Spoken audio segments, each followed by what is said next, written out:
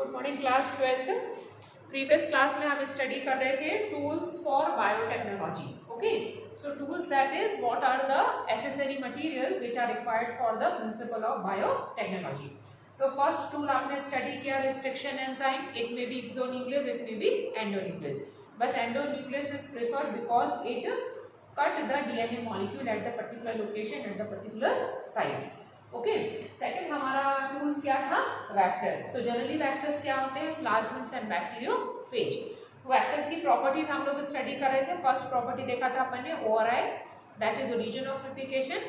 Second हमने देखा था सेलेक्टेबल मार्कर। थर्ड देखा था हमने क्लोनिंग साइट्स। सो PBR 322 को जब हमने स्टडी किया था तब देखा था हमारे पास PBR 322 एक आर्टिफिशियल सिंथेटिक वेक्टर है जो कि प्लाज्मिड बॉलिवर रॉड्रिक साइंटिस्ट ने बनाया था। ठीक है, और उसमें हमको ORI भी देखने को मिला, origin of replication, that is it is the base sequence which initiate the DNA replication at the particular site and it also control the copy number of RNA या base pairs। ठीक है, second हमने क्या देखा था? Selectable marker. There are two selectable marker, ampicillin resistance gene and tetracycline resistance gene. तो आप gene of interest को या आपके फॉरेन डीएनए को जिस एंटीबायोटिक रेजिस्टेंस जीन के पास लाइगेट करोगे वो अपना यहाँ पर एक्टिवेशन लॉस्ट कर देगा। इसी को हमने क्या कहा था? Insertional activation. यदि आप एम्पिसिलिन के PST1 के पास करते हैं तो PST अपना लॉस्ट कर देगा रेजिस्टेंस। यदि आप टेट्रासाइक्लिन के BAMH1 में अपना जीन ऑफ इंटरेस्ट लाइगेट करते हैं तो वो टेट्रासाइक्लिन भी अपना रेजिस्टेंस लॉस्ट कर देगा। इसको हम क्या कहते हैं? Insertional inactivation. So cloning sites आपने देखा बहुत सारे वहां पर क्लोनिंग साइट्स थे। PST1 था, PSU1 था, BAMH1 था, SAL1 था। तो ऐसे किसी भी आप क्लोनिंग साइट्स पर अपने जीन ऑफ इंटरेस्ट को लाइगेट कर सकते हैं। ठीक है, सो बैक्टीरिया के मास्टर प्लेट में हमने देखा 3 तरह के कॉलोनीज थे। एक को कहा था आपने नॉन ट्रांसफॉर्मेंट। सॉरी, तो नॉन ट्रांसफॉर्मेंट कौन हुए? ऐसा बैक्टीरिया जिसमें प्लाज्मिड्स नहीं होते हैं, मतलब वेक्टर नहीं होता, वो होते हैं नॉन ट्रांसफॉर्मेंट। सेकंड कौन होते हैं? Transformant but non recombinant. So transformant क्यों कहा? क्योंकि उसमें वेक्टर है। लेकिन नॉन रिकॉम्बिनेंट क्यों कह दिया? क्योंकि हमने उसमें जीन ऑफ इंटरेस्ट लाइगेट नहीं किया या एंट्री नहीं करवाया। थर्ड वाले कॉलोनीज में बैक्टीरिया कौन से होते हैं? बैक्टीरिया कौन से होते हैं उस कॉलोनी में? Transformant and recombinant. ट्रांसफॉर्मेंट मतलब वेक्टर है, रिकॉम्बिनेंट मतलब हमने अपना जीन ऑफ इंटरेस्ट उसमें लाइगेट कर दिया। ठीक है, तो जिस जीन्स पर लाइगेट किया है वहां पर उसका एंटीबायोटिक रेजिस्टेंस जीन लॉस्ट कर देगा। अब फोर्थ प्रॉपर्टीज हम लोग देखेंगे, vector from plants and animals. तो अभी तक हम लोग कह रहे थे कि वेक्टर क्या हो सकते हैं? प्लाज्मिड हो सकता है, बैक्टीरियोफेज हो सकता है, लेकिन साइंटिस्ट अब उसके अलावा कुछ और वेक्टर को भी यूज कर रहे हैं। हम यहाँ 2 सोर्सेज देखेंगे, एक source from plants and second source of animals. So पहला प्लांट से सोर्स हमको कौन सा मिलेगा? Agrobacterium tumefaciens. Tumefaciens, okay. So Agrobacterium tumefaciens क्या है? एक बैक्टीरिया है जिसको हम लोग TI बैक्टीरिया भी कहेंगे। अब इसको TI बैक्टीरिया क्यों कह रहे हैं? TI that is tumour inducing. मतलब क्या हो गया? ये जो एग्रोबैक्टीरियम ट्यूबिफेसियंस है वो एक पैथोजेनिक बैक्टीरिया है जो कि टोबैको में इंफेक्शन कॉज करता है। ठीक है, सो ये टोबैको प्लांट्स में क्या करता है? रूट में इंफेक्शन करता है, ट्यूमर इंड्यूस करता है, इसलिए वो क्या हो गया? पैथोजेनिक। लेकिन हम इसको वेक्टर के फॉर्म में कैसे यूज कर सकते हैं? यदि हम इसके पैथोजेनिक प्रॉपर्टीज को लॉस्ट कर दे, मतलब जिससे वो डिजीज कॉज करता है, ट्यूमर इंड्यूस करता है, उस वाले जीन्स को हम सप्रेस कर दें तो हमारा एग्रोबैक्टीरियम किसकी तरह से एक्ट करने लगेगा? वेक्टर की तरह से। मतलब वो जो जीन जो कि ट्यूमर इंड्यूस करता है उस जीन्स को यदि हम सप्रेस कर दें या उसको रोक दें और वहां पर अपना जीन ऑफ इंटरेस्ट लाइगेट कर दें तो हमारा ये किसकी तरह से एक्ट करेगा? वेक्टर की तरह से। तो जब किसी पैथोजन को हम, पैथोजन मतलब डिजीज कॉजिंग, यदि किसी पैथोजन के जीन्स को जो कि डिजीज कॉज करता है उसको हम लॉस्ट कर देते हैं या सप्रेस कर देते हैं, वो प्रोसेस कहलाता है डिसआर्म्ड पैथोजन। सो एग्रोबैक्टीरियम अब हमारा कैसा हो गया? Disarmed pathogen.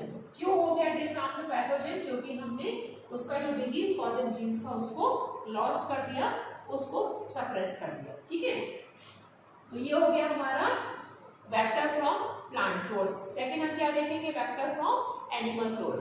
So animal source में आपने देखा होगा रेट्रोवायरसेस ग्रुप ऑफ वायरसेस होते हैं, है ना।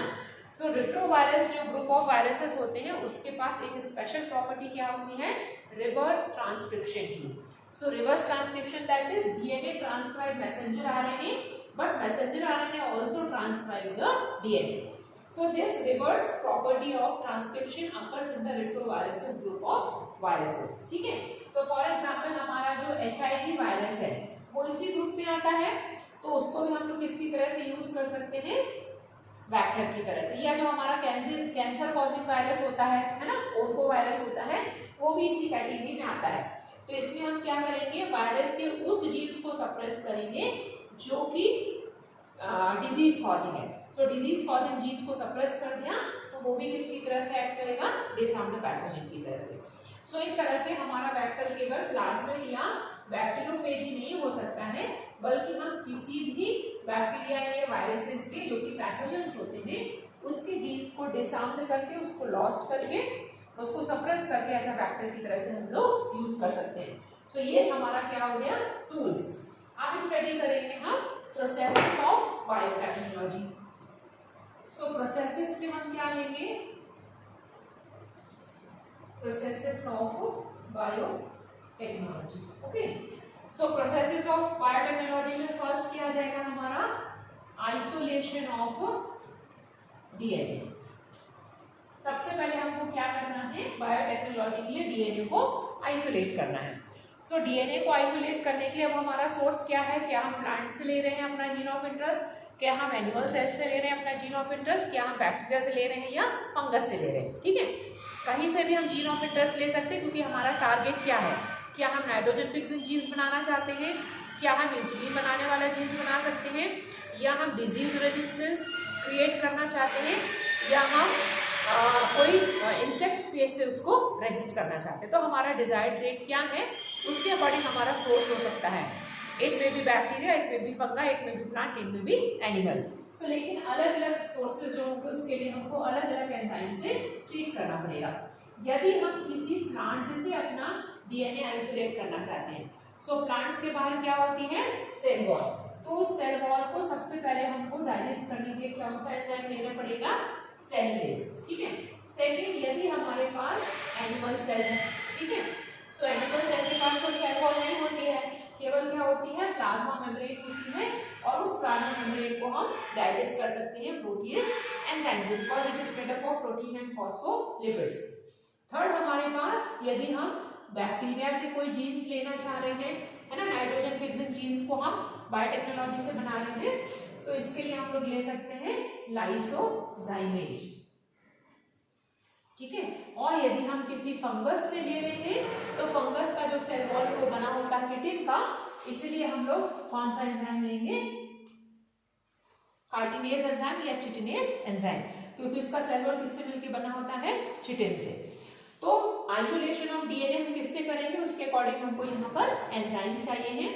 उसके बाद जो हमारा प्रोटीन रहेगा उसको डाइजेस्ट करने के लिए हम क्या ले लेंगे, प्रोटीएज एंजाइम। जो भी प्रोटीन कंपोनेंट होगा उसको प्रोटीएज एंजाइम से डाइजेस्ट कर देंगे, और जो आरएनए होगा उसको आरएनएज एंजाइम से डाइजेस्ट कर देंगे। सो फाइनली हमारे पास क्या आ गया, gene of interest that is DNA, या फॉरेन डीएनए या एलियन डीएनए।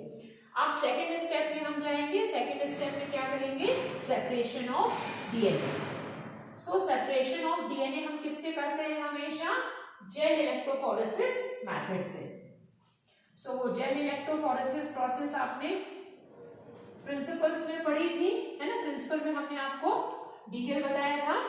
जेल इलेक्ट्रोफोरेसिस में हम एक ऐसे डिवाइस में डालते हैं जो कि जेल इलेक्ट्रोफोरेसिस कहलाता है। उसमें जेल भरा हुआ होता है। जेल का सोर्स क्या होता है, अगारोस। अगारोस क्या है, एक वीड है ना, वो है घास है या क्या खरपतवार है ना, एक सी वीड से, एक्वेटिक वीड है, उससे निकालने वाला जो जेल है वो अगारोस है, जिसको हम यूज करते हैं। जब इलेक्ट्रिसिटी प्रोड्यूस करते हैं तो हमेशा जो डीएनए है वो नेगेटिवली चार्ज होता है, वो हमको कहाँ मिलेगा, पॉजिटिवली चार्ज एनोड में, और साइज के अकॉर्डिंग वो लार्जर टू स्मॉलर अरेंज रहेगा।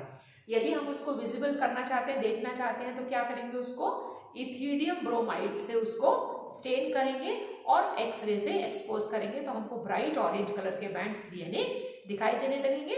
और जेल से जब हम उसको कट करेंगे तो प्रोसेस क्या होता है, इल्यूशन।